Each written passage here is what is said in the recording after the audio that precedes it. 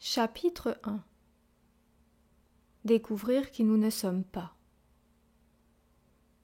Nous n'avons aucune conscience de notre nature véritable, car nous nous identifions à notre corps, à nos émotions et à nos pensées, ce qui nous fait perdre de vue notre centre immuable, qui est pure conscience. Lorsque nous rejoignons notre vraie nature, nos pensées et nos perceptions ne nous apparaissent plus comme les diverses formes que prendrait une substance unique. Nous les voyons naître, puis disparaître comme les vagues de l'océan. Jean Klein. L'Advaita est une philosophie extrêmement logique. Il propose un certain nombre de procédures ou de méthodes, les prakriyas en sanskrit. Chacune d'elles a pour point de départ notre expérience concrète, ici et maintenant. Pas besoin de croire en quoi que ce soit qui contredise cette expérience ou de placer notre foi en des dieux au-delà d'elle. Shrishti Prakriya nous aide à examiner la nature de la création et Karana Karya Prakriya à analyser la relation entre cause et effet. Nous les étudierons en détail au chapitre 7. Avashta Traya Prakriya analyse les 3 états de la conscience, voire au chapitre 6. La fonction de ces méthodes n'est pas d'apprendre quelque chose sur le sujet de la méthode, mais de voir que le sujet est mal conçu. Par exemple, en réfléchissant sur la création, nous découvrirons qu'il n'y a jamais eu de création. L'ensemble de ces démonstrations aboutit à nous faire réaliser qu'il n'y a rien en dehors de Brahman. Dans le présent chapitre, nous nous penchons sur la plus fondamentale de ces méthodes, la distinction entre l'observateur et l'observé, ou Drig-Drikshya Prakriya, afin de découvrir qui nous ne sommes pas. Il semble que je sois ici, alors que vous et la table vous trouvez là-bas, clairement distincts en apparence. Nous nous rendons bien compte que nous ne sommes pas les objets que nous voyons. Quand nous quittons la pièce, nous les perdons de vue, alors même que nous continuons à exister. De même, nous ne sommes pas non plus les personnes que nous voyons. Mais il faut appliquer le même raisonnement à nos corps et à nos sens. Nous pouvons tous perdre des parties de notre corps, même devenir sourds ou aveugles, et cependant, nous demeurons. De la même manière, nous ne sommes pas non plus nos pensées ou nos émotions, qui vont et viennent. Nous ne sommes pas l'esprit. Nous continuons à exister quand il s'arrête de fonctionner dans le sommeil profond ou sous anesthésie. Il en va de même de la pensée du « je », qui elle aussi n'est rien d'autre qu'une simple idée. Dans tout ceci, la conscience est le seul élément qui reste constant, et par conséquent, c'est donc bien cela que je dois être, non pas un objet, mais le sujet ultime. Néanmoins, je ne peux jamais la décrire, car tout ce que je pourrais utiliser pour cette description est en lui-même un objet de la conscience, et de ce fait a déjà été réfuté. Nous disposons d'une méthode consistant à réfuter toutes les apparences que nous pensons être, pour finalement aboutir à ce qui ne peut être réfuté et qui est le seul vrai soi. Cette procédure spécifique a pour nom la discrimination entre l'observateur et l'observé, Drig-Drikshya Viveka. C'est le titre d'un court ouvrage, Prakarana Grantha, attribué à Shankara, qui s'ouvre sur la déclaration suivante. La forme est perçue et c'est l'œil qui la perçoit. Il, l'œil, est perçu et c'est l'esprit qui le perçoit. L'esprit, avec ses modifications, est perçu, et le témoin, le soi, est en vérité celui qui perçoit. Mais lui, le témoin, n'est pas perçu par un autre. On associe à cette méthode habituellement un exercice qui consiste à dire chaque fois que nous percevons ou pensons percevoir une chose, ni ceci, ni cela. Neti neti en sanskrit. C'est probablement dans la Brihadaranyaka Upanishad que cette expression apparaît pour la première fois. Elle signifie qu'aucune description directe de la vérité de ce que nous sommes n'est possible. Les 4 Mahavakyas, ou grandes sentences des Upanishads, sont « La conscience est le Brahman »,« Tu es cela »,« Ce soi est le Brahman » et je suis le Brahman. Elles concentrent ensemble l'essence de toutes les Upanishads. Toutes les autres maximes sont qualifiées d'Avantara Vakya, des affirmations intermédiaires dont la vérité n'est qu'empirique.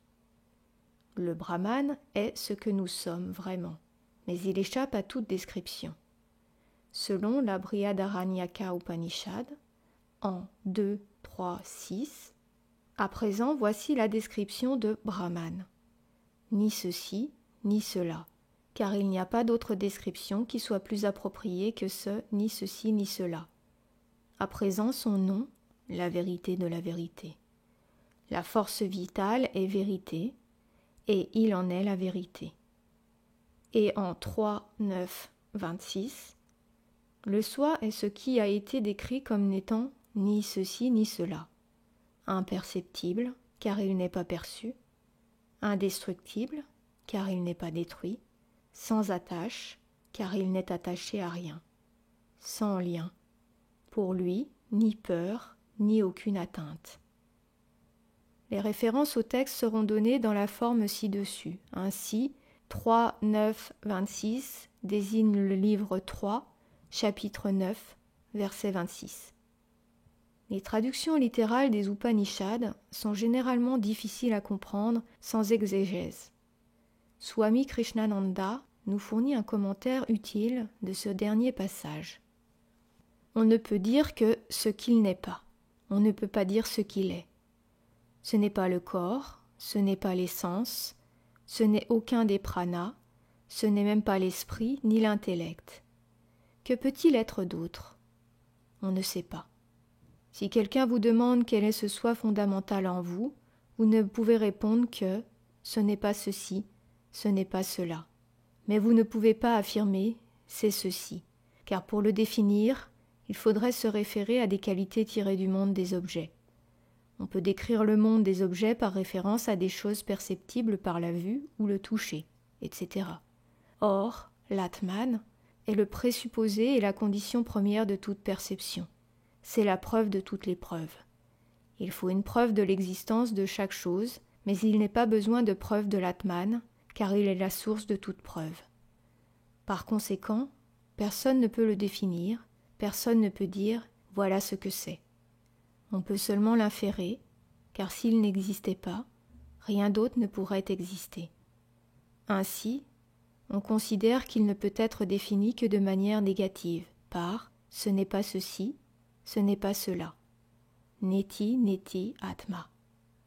On peut définir l'atman comme n'étant pas ceci, ou pas cela, pas de cette manière, rien que l'on ne connaisse, rien que l'on ne ressente, rien qui puisse être exprimé par les mots, rien qui soit définissable, rien de ce genre, etc. Ce que c'est, personne ne peut le dire. Ni la parole, ni l'essence, ni l'esprit n'ont le pouvoir de l'appréhender. Nous ne sommes pas notre corps. La pensée que je suis mon corps est l'identification la plus fondamentale. C'est tout à fait compréhensible lorsque je suis malade, puisque la douleur et l'inconfort ont tendance à empêcher de penser clairement. Par contre, si on investit beaucoup d'argent pour être à la dernière mode et pouvoir dire « je suis beau », ou si on dépense encore plus en injections ou en chirurgie afin de retarder le processus de vieillissement, il faut vraiment se demander si on ne commet pas une erreur de jugement. Ce corps, après tout, n'est rien de plus que de la nourriture que nous avons mangée, transformée en une forme nouvelle. Les textes le soulignent de façon non équivoque. Par exemple dans la Narada Parivrajaka Upanishad 3, 45, 47. Ce corps, étayé par des os, maintenu par des tendons, cimenté de chair et de sang, recouvert de peau, qui sent mauvais, rempli d'urine et de fécès, sujet à la vieillesse et à la douleur, abritant des maladies, risquant les blessures, plein de passions, mortel et constitué d'éléments, c'est-à-dire le corps, l'individu peut l'abandonner sans regret. 3.48. Une personne qui prendrait plaisir dans le corps, qui est un conglomérat de chair, sang, pus, fécès, urine, tendons, moelle et os, est un sot qui prendra plaisir en enfer aussi. 3,49. L'attitude « je suis mon corps » est la même chose que le chemin qui mène en enfer. Le corps et les sens nous servent à profiter des objets apparents du monde matériel, et ils constituent le niveau d'identification le plus grossier que l'individu tende à adopter. Dans le Viveka Chudamani, Shankara le décrit ainsi. Ce corps physique, qui s'est constitué dans le passé à partir d'éléments matériels nés de la combinaison d'éléments subtils, sert de véhicule aux sensations de l'individu. C'est l'état d'une personne qui s'éveille et qui perçoit les objets concrets. La force vitale créée pour elle-même, à partir d'elle-même, des objets matériels de plaisir appréhendés par nos sens externes, des éléments colorés tels les fleurs, les parfums, les femmes, etc. C'est pourquoi on en jouit le mieux à l'état éveillé. Même un bref instant, ne pensez pas que vous êtes le corps. Ne vous donnez ni nom, ni forme. C'est dans l'obscurité et le silence qu'on trouve la réalité. Nisargadatta Maharaj. Si nous pensons que nous sommes le corps, nous devenons dépendants de son bien-être et de sa santé. S'il a faim, nous avons faim, et s'il est blessé ou malade, nous nous sentons incomplets, ce qui nous fait souffrir. Pire encore, nous croyons que celui que nous sommes vraiment est condamné à vieillir puis à mourir. Le plus souvent, si l'on vous demande « Comment allez-vous ?», la question concerne votre santé. Nous choisissons notre conjoint en fonction de son attrait physique et nous pleurons nos facultés déclinantes quand le corps vieillit. Swami Chinmayananda commente ainsi le verset tiré du Bhaja Govindam, autre œuvre attribuée à Shankara. Tant qu'il reste un souffle, la vie, dans le corps, il continue à s'enquérir de votre bien-être. Lorsque le souffle, la vie, vous quitte, le corps se décompose. Votre femme elle-même se met à craindre ce même corps.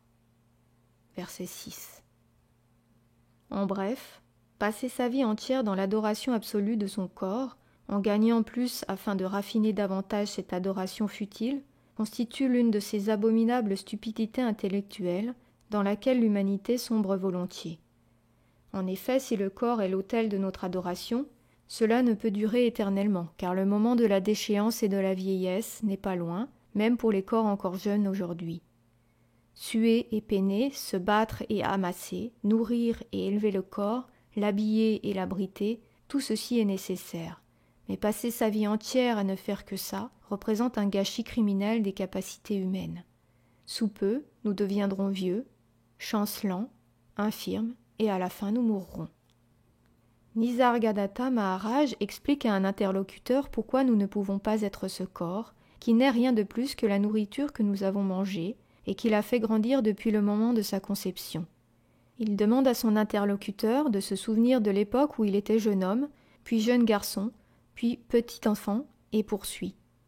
Et avant que le bébé ait un corps et soit né, qu'étiez-vous ? Réfléchissez. Que s'est-il passé dans le ventre de votre mère ? Qu'est-ce qui pendant 9 mois s'est transformé en un corps composé d'os, de sang, de moelle, de muscles, etc. Un spermatozoïde ne s'est-il pas combiné avec un ovule dans un ventre féminin pour démarrer une nouvelle vie, tout en traversant de nombreux périls ? Qui a veillé sur cette nouvelle vie pendant cette période de danger ? N'est-ce pas cette infinitésimale cellule de sperme qui est à présent si fière de sa réussite ? Et qui en particulier a demandé à ce que vous veniez au monde ? Votre mère ? Votre père ? Voulait-il tout spécialement de vous pour fils ? Avez-vous participé en quoi que ce soit au fait d'être né de ces parents-ci ? Si vous allez plus loin, vous vous rendrez compte que ce qui a donné naissance au corps, spermatozoïde et ovule, est l'essence de la nourriture consommée par les parents, que l'enveloppe corporelle est formée et nourrie des 5 éléments constituant la nourriture, et aussi que, souvent, le corps d'une créature sert de nourriture à une autre créature. Trouvez ce qui donne des sensations à un être sensible, ce sans quoi vous ne sauriez même pas que vous existez, et encore moins le monde extérieur. Et pour finir, allez plus loin encore et voyez si cette existence, cet état de conscience lui-même, n'est pas limité dans le temps. Pour être précis, il faut noter qu'en général, nous ne pensons pas « je suis mon corps ». En fait, nous nous identifions plutôt à une caractéristique du corps telle que « je suis laid » ou « je suis gros ». Nous associons par erreur les caractéristiques du corps, qui ne sont pas notre vrai soi, avec le véritable je. On s'en rend compte dans le cas de personnes qui ont perdu un membre, la vue ou autre chose. Leur corps a changé de façon significative, mais ils ne croient pas que ce qu'ils sont vraiment soit différent en quoi que ce soit.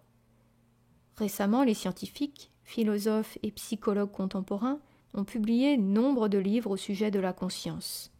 Il n'y a pas de théorie universellement admise, mais la tendance générale est de considérer que d'une façon ou d'une autre, la conscience trouve son origine dans l'esprit quand un organisme atteint un certain niveau de complexité. On entend souvent dire que la conscience est un épiphénomène de l'esprit, c'est-à-dire un effet secondaire, au point que nous pourrions presque nous en passer.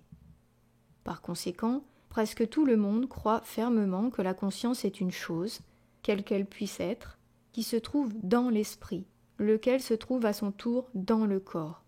Selon l'Advaita, toute chose, y compris le corps et l'esprit, est une apparence qui naît à l'intérieur de la conscience, avec un C majuscule, puisque ne se référant pas à la conscience d'un seul individu. Francis Lucille, un enseignant contemporain inspiré par Advaita Krishna Menon et Jean Klein, exprime ce point de vue de façon simple. Vous n'avez jamais été dans votre corps. Donc la question d'y revenir ne se pose pas. Votre corps est en vous. Vous n'êtes pas en lui. Le corps vous apparaît comme une suite de concepts et de perceptions sensorielles. C'est ainsi que vous savez que vous avez un corps, lorsque vous le sentez ou que vous y pensez. Ces perceptions et ces pensées apparaissent en vous, pure attention consciente.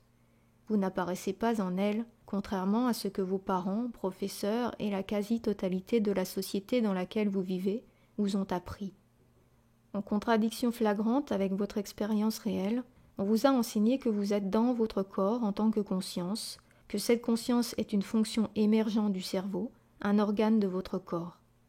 Je vous suggère de ne pas accorder une confiance démesurée à ce savoir de seconde main et de questionner les données brutes tirées de votre propre expérience.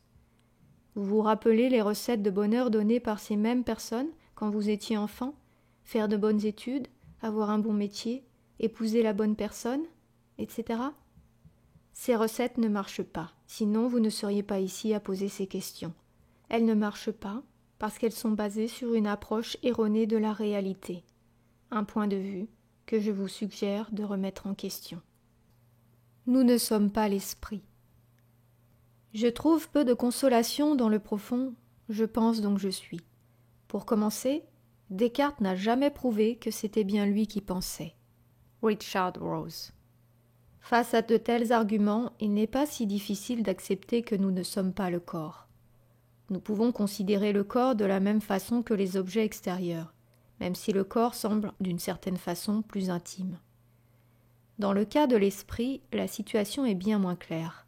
Alors que je peux déclarer « j'ai une douleur dans la jambe », ce qui dans une certaine limite me dissocie du corps, il y a peu de chances que je déclare « il y a une idée dans mon esprit ». Nous disons toujours « j'ai une idée », alors que si l'on nous presse d'expliquer exactement ce que nous avons fait pour l'avoir, cela va nous poser problème. Et, bien évidemment, nous sommes tout à fait incapables de montrer du doigt cette idée. Le « je » de « je pense » et de « je fais » est aussi réel que le « il » de « il pleut » et de « il fait froid ». Léo Hartung. Le fait est que nous ne pensons pas les pensées. Elles arrivent et nous en sommes les témoins.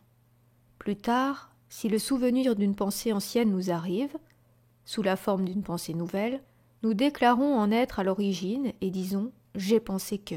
Mais c'est tout simplement faux. L'esprit est toujours passif dans ce domaine. Il ne devient actif que lorsqu'il va par la suite traiter cette pensée. David Carse l'exprime ainsi. Aucune chose, y compris l'entité corps mentale que vous considérez comme étant votre moi, n'existe en elle-même de façon séparée, mais seulement comme des fonctionnements apparents de la conscience. Il n'y a pas de soi ou d'esprit séparé, seulement des personnages rêvés dans le soi ou la conscience. Il y a seulement la pensée se produisant dans cet organisme apparent, dans ces personnages rêvés. Nous en faisons l'expérience, nous voyons bien les pensées qui se produisent. Cependant, Supposer qu'elles naissent dans nos têtes à l'intérieur de quelque chose nommé l'esprit est un raccourci dangereux. C'est de cette fondamentale erreur de perception que découle tout le reste, le dualisme, l'illusion de la séparation, le samsara, cycle de la vie et de la mort. L'esprit est comme la lune, recevant sa lumière de la conscience du soi, qui ainsi est comparable au soleil. Par conséquent, quand le soi se met à briller, l'esprit, comme la lune, devient inutile. Ramana Maharshi. Concernant les pensées, l'esprit agit comme un processeur de données. Les sens transmettent les informations. Elles sont comparées avec des données déjà en mémoire, les décisions sont prises en conséquence et les instructions appropriées transmises au corps. Tout se passe automatiquement, gouverné par la conscience, mais il n'y a pas de « je » sous forme d'esprit qui fasse quoi que ce soit. Bob Adamson, un enseignant contemporain, disciple de Nisargadatta Maharaj, a recours à la métaphore classique du fer chauffé à blanc pour l'expliquer. L'esprit est seulement un transmetteur de ce qui est en train de se passer. J'utilise l'image du morceau de fer dans le feu. Il va rougir comme du feu. Il va devenir chaud comme du feu. Saisissez-le et il va vous brûler comme du feu. Il a donc pris les qualités du feu. S'il était comme notre esprit, il dirait « Regardez-moi, regardez ce que je peux faire. Je suis rouge, je suis brûlant, je peux brûler. » Mais retirez-le du feu, que peut-il faire? Il ne peut rien faire de tout cela. C'est la même chose avec le fait de penser. L'esprit se confond si étroitement avec cette pure intelligence qu'il croit être cette intelligence elle-même. Il pense « je choisis » ou « j'ai une volonté » ou « je peux faire ceci » ou « je ne suis pas assez bon » ou « je suis une mauvaise personne » ou autre. Mais quand on y regarde de près, il ne fait rien de plus que transmettre. Quand on le questionne et qu'on l'examine, on peut voir qu'il n'a aucun pouvoir propre, ni aucune substance propre, ni indépendance. Que fait l'esprit lorsqu'il voit cela et comprend cela? Il s'aligne simplement sur cette intelligence et joue son rôle de transmetteur en cessant de croire qu'il aurait un pouvoir ou un semblant d'entité ou d'indépendance par lui-même. Campés au centre de leur ignorance, mais se croyant avisés et érudits, les idiots vont sans cesse de ci de là, tels des aveugles menés par des aveugles. Mundaka Upanishad 1, 2, 8. L'Advaita traditionnel n'établit pas vraiment de différence entre les émotions, les pensées et perceptions, et les volontés. Toutes prennent naissance dans l'esprit, manas, puis le phénomène d'identification a lieu, causant tous les problèmes avec lesquels nous sommes familiers. La cognition est le mode de fonctionnement de base de l'esprit, et elle peut fonctionner sans les deux autres, mais émotion et volonté ne peuvent fonctionner que si la pensée-perception est aussi présente. Toutes les différentes fonctions de l'esprit, ressentir, vouloir, penser, imaginer, se souvenir, et l'ego, sont illuminées par la lumière de la conscience, qui est l'essence du soi et la seule réalité. Par conséquent, tous ces états ne sont effectivement que des objets apparents de la conscience. Ceci sera développé plus loin. Bhava, un des mots sanscrits pour émotion, signifie tout état de l'esprit ou du corps, toute façon de penser ou de sentir, sentiment, opinion, disposition, intention, amour, affection, attachement. Le siège des émotions ou affections, cœur, âme, esprit. Mais dans la Bhagavad Gita, ce mot est utilisé dans le sens plus général de être, existence, ou devenir.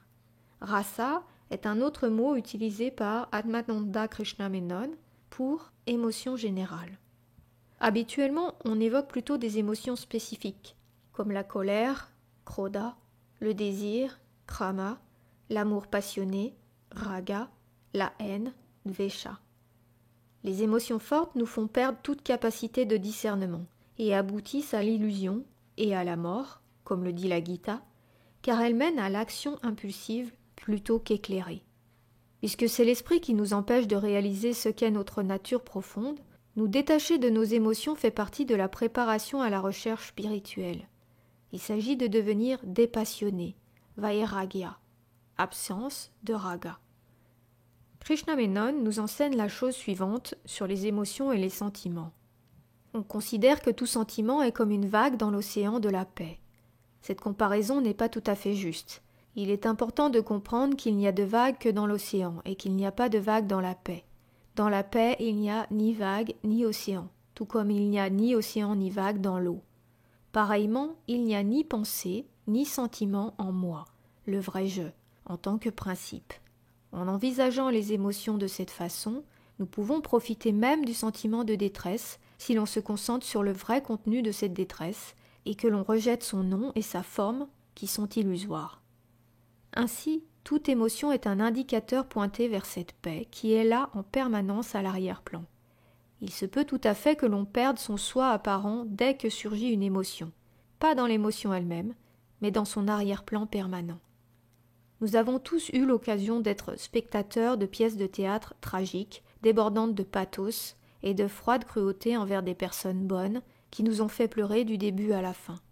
Et cependant, le jour suivant, nous sommes prêts à payer pour être à nouveau témoins du même spectacle afin de pouvoir continuer à pleurer. Que se cache-t-il derrière tout ceci ? N'est-ce pas le plaisir de la détresse ? Cela vous montre qu'il y a quelque chose d'inhérent à cette soi-disant détresse qui vous pousse à la courtiser. C'est la paix, en arrière-plan, qui se trouve derrière toutes ces émotions. Par conséquent, percez à jour vos émotions et percevez que seule la paix est présente. C'est ce que fait le jñānin, et ainsi, il peut goûter toutes les émotions que vous vous appliquez si bien à distinguer de la paix, ce qui est source de souffrance.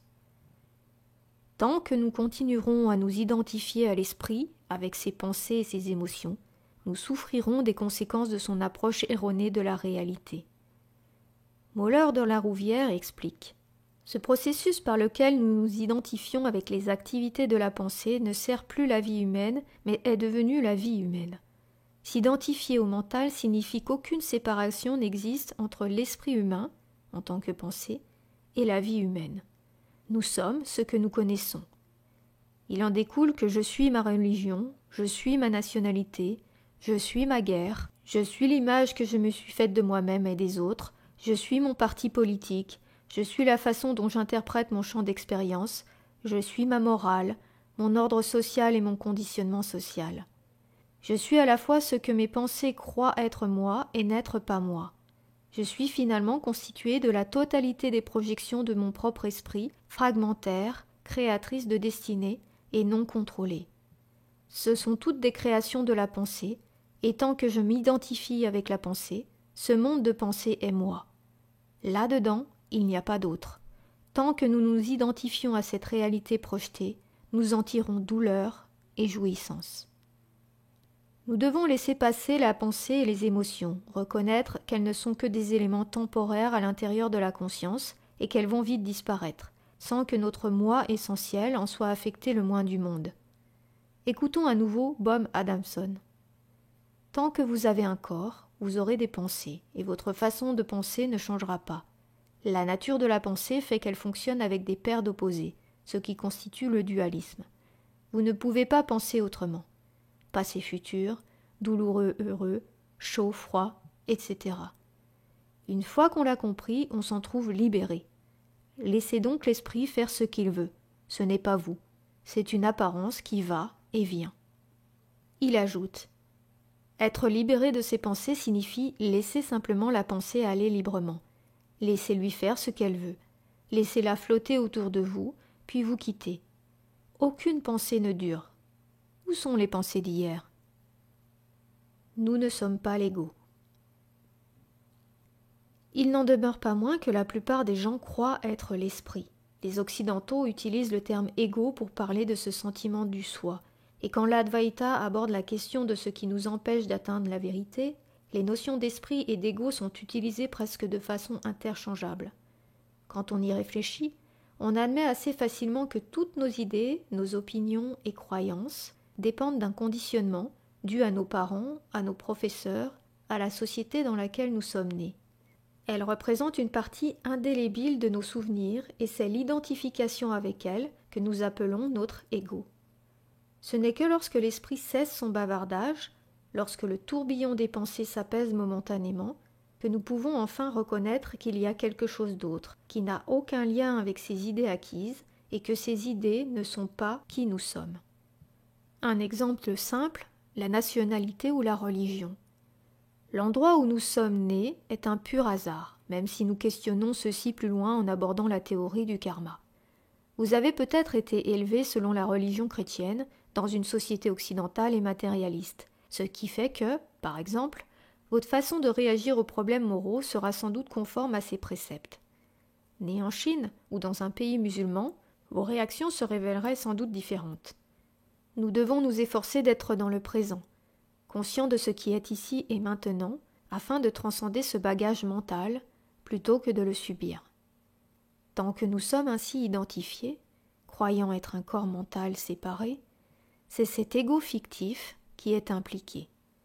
Cela explique pourquoi les enseignants contemporains insistent tout spécialement sur le fait que le chercheur n'accédera jamais à aucune vérité ou réalisation, que le chercheur est ce qui est cherché, que l'ego ne peut se suicider, etc. Atmananda Krishnamenon l'explique de façon succincte. Plus vous essayerez de tuer l'ego, plus il prendra de force. Il faut l'aborder par l'autre côté. Tout le monde comprend, et ce malgré l'ego. En vérité, l'ego meurt automatiquement dès que l'on comprend quelque chose. Vous n'arriverez jamais à faire entrer de la lumière dans une pièce si vous voulez absolument commencer par en chasser toute l'obscurité.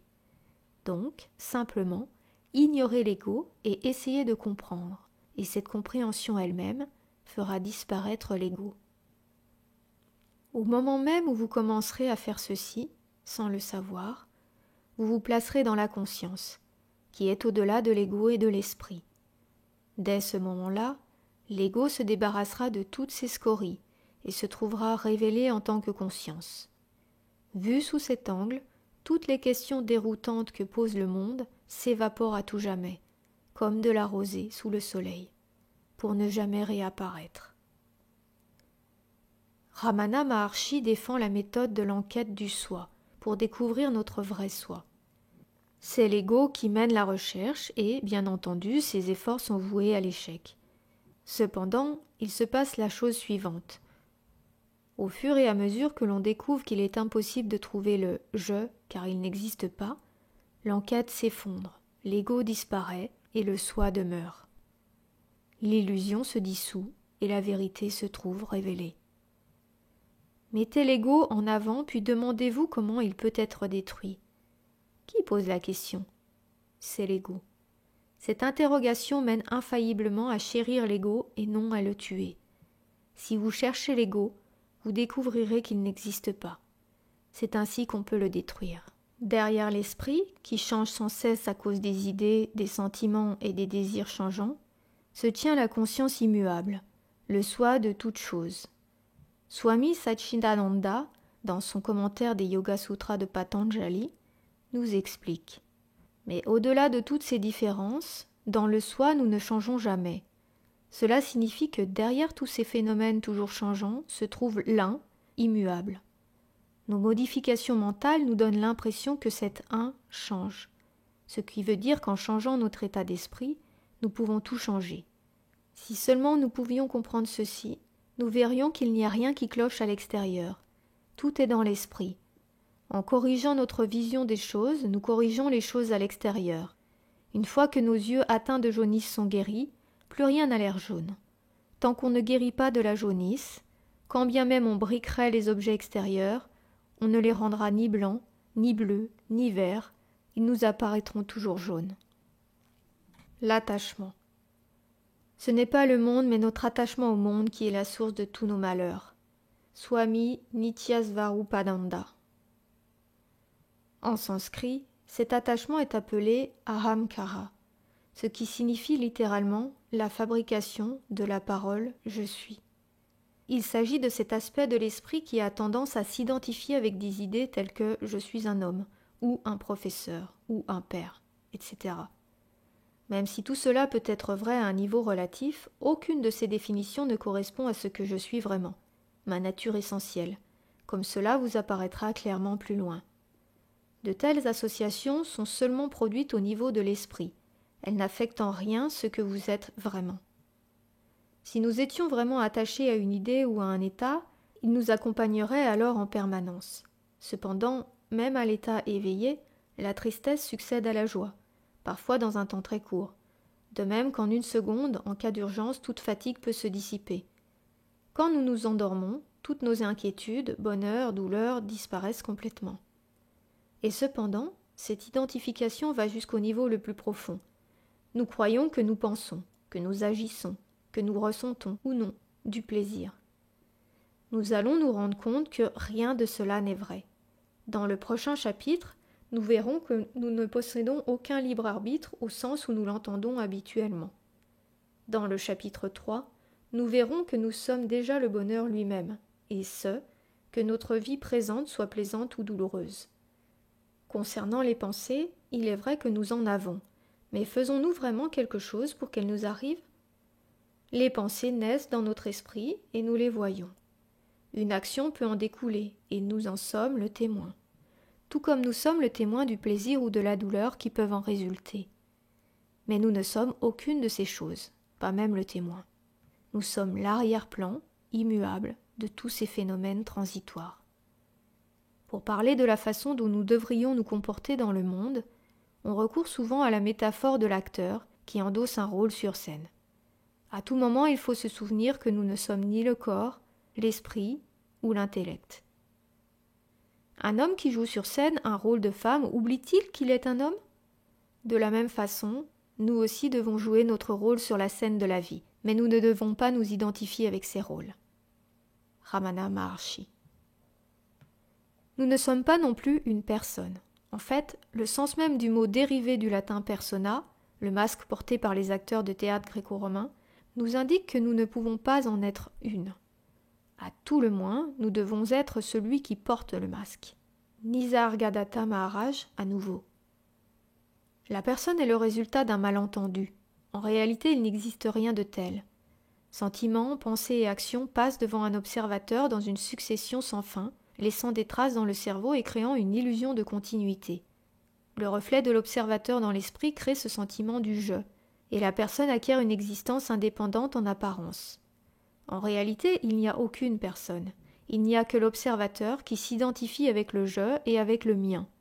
L'enseignant dit à l'observateur « Vous n'êtes pas ceci, il n'y a rien de vous en ceci, sauf ce petit détail du « je suis » qui est le pont entre l'observateur et son rêve.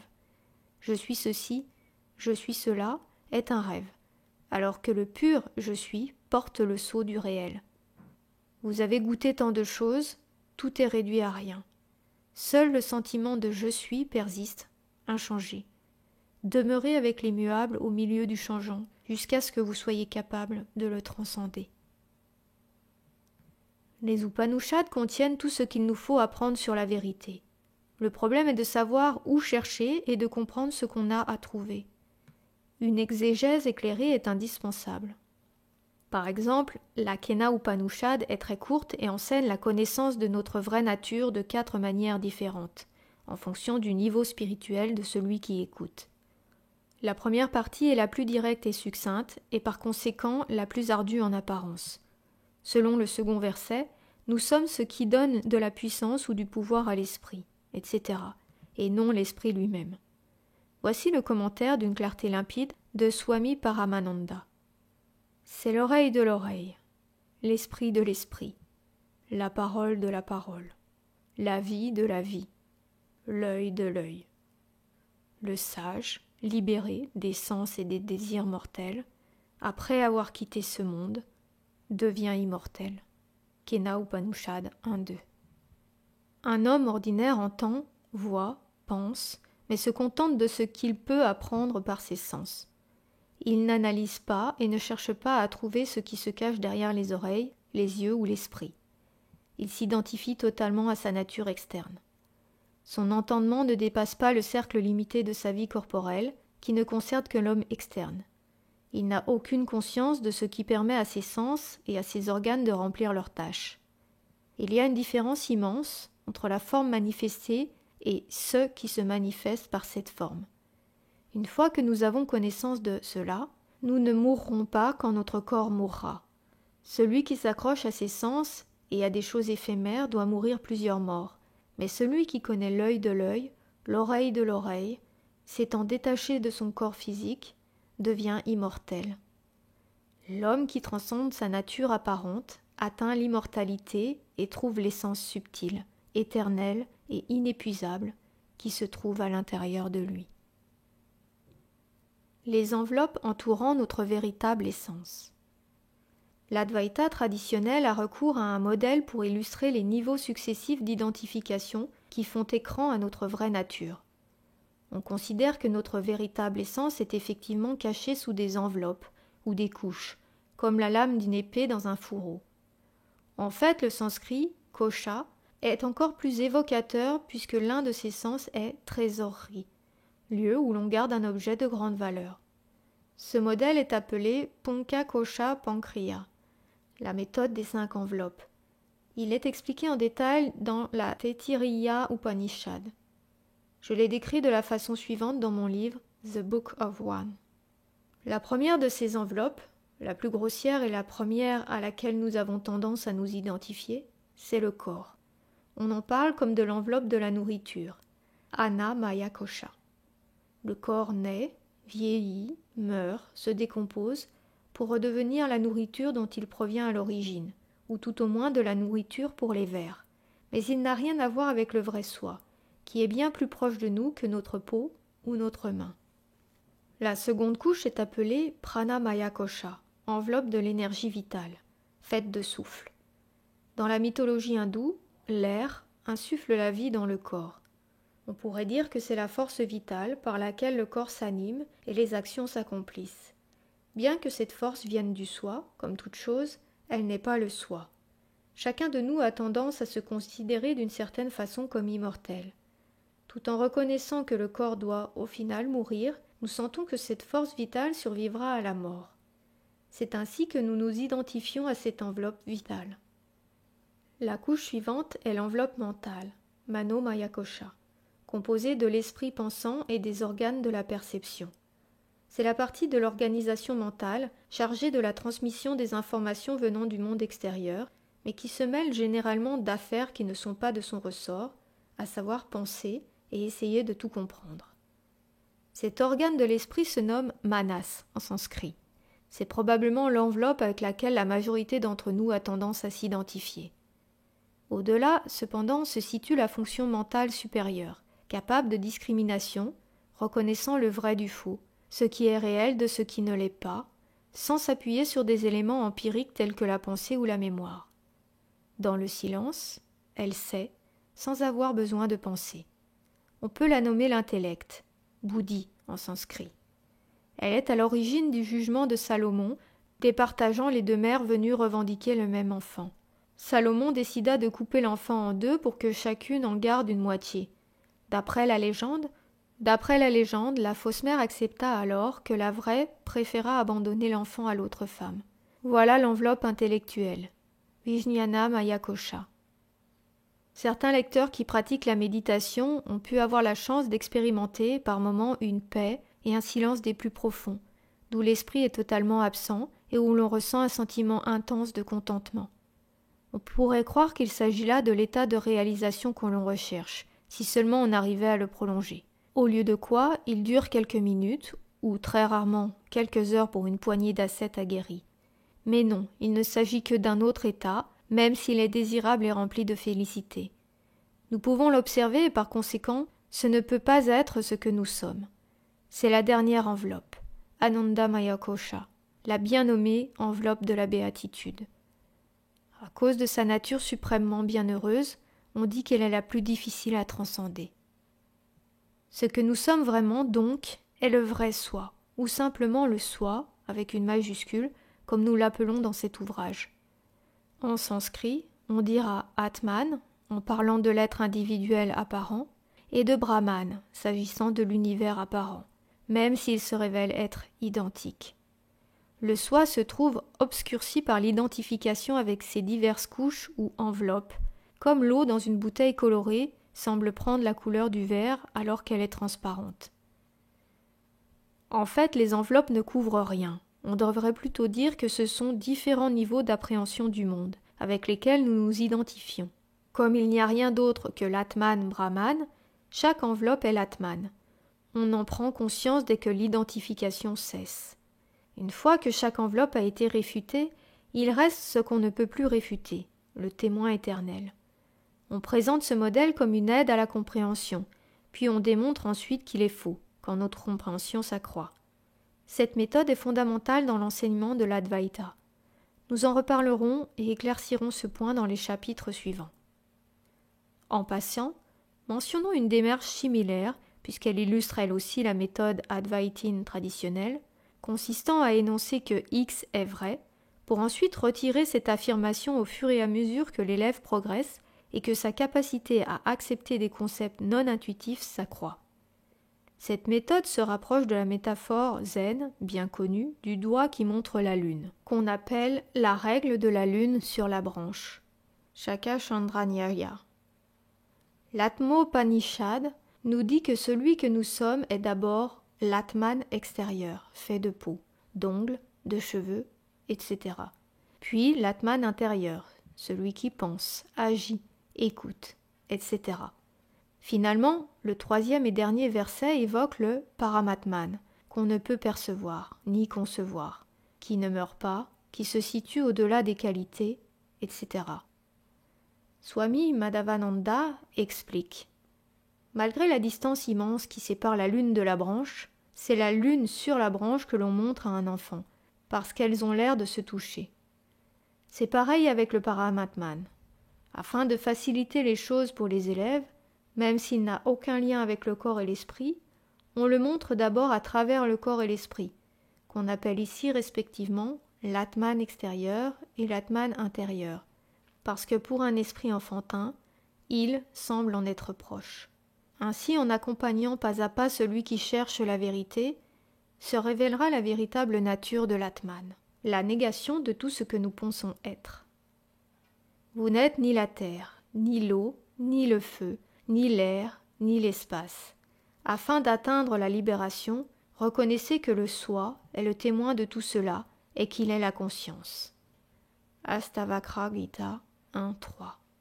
Beaucoup d'enseignants le décrivent en disant que nous ne sommes pas le corps, les pensées, les sentiments, etc., mais l'arrière-plan sur lequel ils apparaissent. C'est la métaphore de l'écran de cinéma. Nous ne sommes pas les images qui n'ont pas d'existence réelle, mais l'écran lui-même. Atmananda Krishna-Menon utilisait la comparaison avec la pierre sur laquelle on a sculpté des visages. Quand on la regarde, on a tendance à voir les visages sans se rendre compte qu'il ne s'agit que d'une pierre. Quand nous lisons un livre, nous voyons les mots qui y sont écrits et non le papier qui en est le vrai substrat. Nous sommes toujours trompés par la forme et passons à côté de l'essence. Concernant cette identification avec l'esprit, Sri Punja indique qu'il faut plutôt regarder les intervalles entre les pensées. La conscience se trouve dans cet intervalle. Entre deux nuages, il y a un intervalle, et cet intervalle est le ciel bleu. Ralentissez les pensées et regardez les intervalles. C'est bien ça. Examinez les intervalles et soyez plus concentrés sur les intervalles que sur le nuage. La première pensée est partie, l'autre n'a pas surgi. Ceci est la conscience. Ceci est la liberté. C'est votre propre place, votre propre demeure. Vous êtes toujours là. Voyez-vous ? Déplacez votre attention. Changez de gestalt. Ne regardez pas l'image, mais ce qu'il y a derrière. Si j'installe devant vous un grand tableau noir de la taille du mur, et que j'y dessine un petit point blanc, puis que je vous demande « Que voyez-vous ?» vous serez 99% à ne pas voir le tableau. Rire. Vous répondrez « Je vois un petit point blanc ». Un si grand tableau noir que personne n'aperçoit, alors que tout le monde voit un minuscule point blanc, presque invisible. Pourquoi ? Parce que c'est la tendance habituelle de l'esprit de regarder le dessin et non le tableau noir, le nuage, non le ciel, la pensée, non la conscience. Voilà tout le contenu de l'enseignement. Toujours voir la conscience. Toujours voir la conscience et comprendre quel est ce que vous êtes. C'est votre propre demeure, votre propre place. Restez-y. Personne ne peut vous atteindre. Qui peut entrer ici où vous êtes ? Même votre esprit ne peut entrer. L'autre métaphore est celle du miroir. Le miroir représente notre vrai soi. Il est la seule réalité. Le reste n'est qu'un reflet. Swami Chinmayananda, dans son exégèse de l'Astavagra Gita, commence cette métaphore. Tout comme le miroir existe à l'intérieur et à l'extérieur de l'image qu'il reflète, de la même façon le soi suprême existe à l'intérieur et à l'extérieur de ce corps. Ashtavakra Gita 1, 19. Parlant d'une pièce ou d'un pot, on peut parler de l'espace dedans et de l'espace dehors. Mais quand le pot est brisé ou que les murs sont détruits, il n'y a plus qu'un seul espace présent partout. Pareillement, le chercheur qui reste confiné à l'intérieur de ses conditionnements médite sur son soi en tant que pur sujet à l'intérieur de lui-même. Mais une fois éveillé au soi, il fait l'expérience de sa nature infinie et omniprésente. Pour faire comprendre cette idée, l'Ashtavakra Gita a recours à un exemple très original. Le reflet est dans le miroir, et le miroir envahit l'intérieur et l'extérieur du reflet contenu en lui. Le reflet n'a pas d'existence hors du miroir. Même si le reflet n'y est plus, le miroir continue d'exister. De la même façon, reflété dans les trois corps, grossier, subtil et causal, la conscience semble danser au rythme de ces corps et ce reflet. Captif en notre sein est l'ego. L'existence même des trois corps est créée par nos propres illusions. Ils sont surimposés au soi par ignorance. De même que le poteau est dans la vision de la silhouette, de même le soi est vu dans le corps. Note de texte. De même qu'on croit parfois voir un homme au loin, alors qu'il n'y a qu'un poteau, de même on confond le soi et le corps. Mais le soi infini, la conscience, se situe dans et hors de l'ego individualisé et de ses enveloppes matérielles. Tout comme le reflet ne peut déranger le support qui reflète, le soi n'est pas affecté par la surimposition des conditionnements ou du reflet de l'ego. La méthode citée plus haut, alors, se base sur la négation, neti-neti, le rejet de tout ce que nous ne sommes pas afin de découvrir ce que nous sommes vraiment. C'est un paradoxe apparent, alors, de nous entendre dire ensuite que tout est Brahman, ou la conscience, y compris tous les aspects que nous venons juste de rejeter. Swami Parthasararati examine cette contradiction dans son commentaire de l'Atma-bodha. Tout ce que nous voyons ou entendons ne peut être autre que le Brahman, et lors de la réalisation de la vérité, on reconnaît le Brahman comme étant existence, connaissance, bonheur et non-dualité. Atma-bodha, verset 64. D'après le verset précédent, l'univers est autre chose que Brahman, alors que ce verset-ci déclare que l'univers, tout ce qu'on peut voir ou entendre, n'est rien d'autre que Brahman. Ces deux affirmations se trouvent en apparente contradiction. C'est parce que l'univers est vu sous deux angles différents. Pour celui qui n'a pas réalisé le Brahman, l'univers apparaît réel. Celui-là s'absorbe dans les objets et les êtres transitoires du monde qu'il perçoit.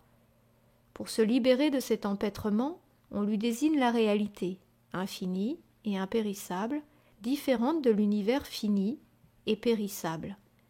Mais un être qui a réalisé le soi dans l'expérience homogène de la pure conscience ne voit l'univers lui-même comme rien d'autre que le Brahman. Swami explique que nos états normaux de conscience, éveil, rêve et sommeil profond, sont du domaine de l'apparence. La réalité est l'arrière-plan, non duel de ces états. Tout comme les rêves semblent réels à celui qui rêve, l'apparence de ce monde semble réelle à celui qui est éveillé. Mais à son réveil, il se rend compte que ces rêves ne sont qu'une illusion créée par l'esprit. C'est seulement en vous éveillant à la conscience divine que vous réaliserez et que vous comprendrez cette vérité saisissante qu'il n'existe rien d'autre que le Brahman partout. Jusqu'à ce qu'on ait atteint cet état suprême, l'univers semble réel. Vivant dans votre état actuel d'ignorance, il vous faut accepter le monde dont vous faites l'expérience. Mais dans le même temps, essayez d'envisager et de réaliser la vérité proclamée par ceux qui ont réalisé le soi, que Brahman seul existe. Qui suis-je ? En dernier lieu, il n'y a pas de réponse à la question « Qui suis-je » Qui je suis est le sujet ultime. On ne peut penser ou parler que de ce qui est objectif. Le langage est duel par nature, et par conséquent, si comme l'avance l'Advaita, la réalité est non-duel, ni un livre, ni un enseignant ne peuvent la décrire. À l'inverse, si nous sommes capables d'en parler d'une manière ou d'une autre, alors nous pouvons être certains que nous ne sommes pas cela. Dans un de ses livres, Jean Klein évoque précisément cette question. Au cours de sa vie, un homme peut se poser beaucoup de questions, mais elles tournent toutes autour d'une seule interrogation. Qui suis-je ? Toutes les questions partent de là. Ainsi, la réponse à la question « Qui suis-je » est la réponse à toutes les questions, la réponse ultime. Mais nous devons être très clairs sur certains points, de façon à ne pas nous emparer de cette question comme si c'était juste une idée de plus parmi toutes les autres. Un homme parle toujours de lui-même en termes de « je » et donne maintes rôles à ce « je ». Je cours, je mange, j'ai faim, je suis assis, endormi. Toutes ces activités font référence au corps qu'il croit fermement être. Il dit aussi « je me souviens, je pense, je suis surpris, inquiet, etc. » Ainsi, il pense aussi être ses pensées. Ici, l'image du « je » s'identifie au corps et à l'esprit. Mais si l'on observe de plus près, nous nous rendons rapidement compte que c'est le corps qui agit et l'esprit qui pense. Ce sont les outils de la conscience qui fonctionnent sans aucune intervention d'un « je ». La question « qui suis-je » surgit du « je suis ». En fait, la réponse est présente avant même que nous posions la question. La question trouve son origine dans la réponse.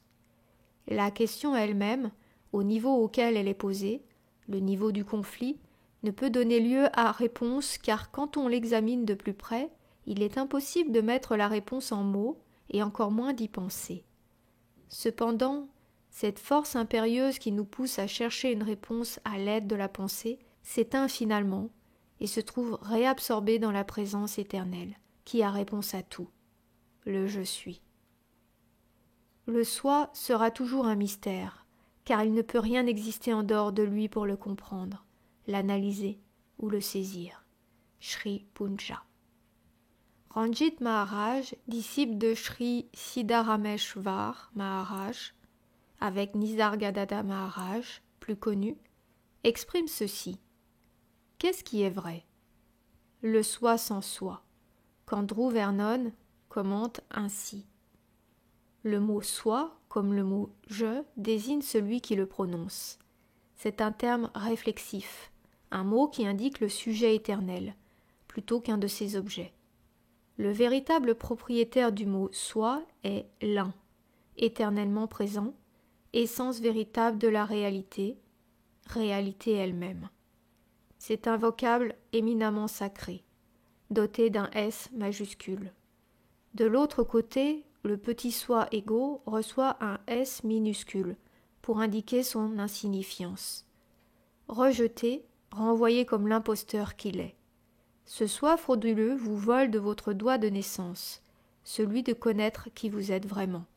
Le soi de tout, universel et éternellement libre. Il ajoute « Je suis la réalité » et commente. Pour trouver une tasse dans le noir, il vous faut des yeux et une lampe.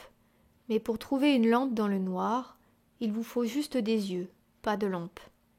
La réalité va de soi, elle s'auto-illumine. Vous n'avez pas besoin d'une chose extérieure pour la trouver, car elle est en réalité ce que vous êtes. Quand la connaissance du soi se produit, il vous devient évident que vous ne faites qu'un avec la réalité et que votre nature est brillante et pure comme une flamme qui brûle toujours. Certains auteurs et enseignants du Néo-Advaita sont aussi intéressants. Léo Hartong est l'un des plus limpides. Nous recommandons hautement son livre « S'éveiller au rêve ». Voici comment il répond à la question « Qui suis-je » Ramana Maharshi recommande que l'on se questionne en se posant la question « Qui suis-je » Quand on vous demande qui vous êtes, il peut y avoir une hésitation sans la réponse. Mais si on vous demande si vous existez, il n'y a plus aucun doute. La réponse est un tonitruant. Oui, bien sûr que j'existe. La compréhension s'obtient quand la réponse à la première question est aussi claire que la réponse à la seconde. La réalisation, c'est que les deux questions ont en fait la même réponse. Ce qui est sûr de son existence, la certitude intérieure du je suis, c'est cela que vous êtes par essence. En d'autres termes, je suis ceci, sachant cela, qui sait que je suis. Les hindous disent Tadvamhasi, tu es cela. Dans l'Ancien Testament, Dieu dit je suis ce que je suis. C'est indéniable, je suis n'est pas l'individu au sens personnel, mais le soi universel. Ramana Maharshi appelle je la fondamentale unité du je suis et du soi universel. Cette compréhension une fois acquise, je peux voir comment les pensées apparaissent dans ma conscience comme des nuages dans un ciel clair, puis sans laisser de traces, s'y dissolvent. Il n'est même pas besoin de proclamer que des pensées naissent dans ma conscience, il suffit de dire dans la conscience. Les pensées et tout le reste ont lieu, simplement. Toute chose est, sans qu'un moi n'orchestre rien depuis les coulisses. L'ego est aussi peu essentiel à la pensée ou au fonctionnement général du corps-esprit qu'Atlas l'est à porter les cieux. Tout comme les Grecs anciens ont un jour réalisé qu'il n'y a jamais eu de titan nommé Atlas pour soutenir le ciel, vous pouvez prendre conscience qu'il n'y a pas un ego réel pour soutenir l'absolue certitude du « je suis ». Résumé. L'Advaita utilise plusieurs méthodes, prakriya, pour analyser des domaines à propos desquels nos croyances sont fausses, afin de nous montrer nos erreurs et de démontrer qu'il n'y a que Brahman. La méthode pour distinguer entre celui que nous sommes, l'observateur, et ce que nous ne sommes pas, l'observé, le corps, l'esprit, etc., est appelée Drig Drikshya Viveka. Ce que nous sommes vraiment, Brahman, dépasse toute description. Il est immaculé. Le corps n'est rien de plus que la nourriture que nous avons à gérer, et pourtant nous nous inquiétons de son bien-être, de son vieillissement et de sa mort. La conscience n'est pas un épiphénomène de l'esprit. Tout apparaît dans la conscience. Nous ne pensons pas nos pensées, elles surgissent et nous en sommes témoins. L'esprit se pare du pouvoir de la conscience, tout comme une boule de métal devient brûlante dans le feu. L'attachement aux émotions se passe de la même façon, et nous devons cultiver l'absence de passion, vairagya. La paix est au-delà de toute émotion. L'ego est une construction conceptuelle. La compréhension de la vérité détruit son pouvoir. C'est la base de l'enquête du soi. L'ahamkara constitue le processus par lequel nous nous identifions avec des idées, des émotions, des rôles, etc. Ceux-ci disparaissent tous dans le sommeil et par conséquent ne peuvent être nous. Nous ne sommes pas non plus le masque d'une personne. Nous sommes l'immuable « je suis », l'essence des formes changeantes. Les enveloppes, Punka Kosha Prakriya, sont utilisées pour illustrer les divers niveaux d'identification. Le vrai soi n'a rien à voir avec le corps et l'esprit, tout comme la lune n'a rien à voir avec la branche d'arbre où elle semble poser. Nous sommes constamment trompés par la forme et passons à côté de l'essence. Tout ce qui change est d'abord rejeté, neti, afin de découvrir qui nous sommes vraiment, l'éternel immuable. On se rend compte ensuite que le transitoire, lui aussi, n'est rien d'autre que le soi non duel. Tout comme au réveil, on voit que les rêves ne sont rien d'autre que l'esprit, au moment de l'éveil, on voit que le monde est le soi. Si je peux parler d'une chose, alors c'est que je ne suis pas cette chose. La vérité est au-delà du langage, qui est nécessairement dans la dualité. Je suis le sujet éternel. La réalité est évidente.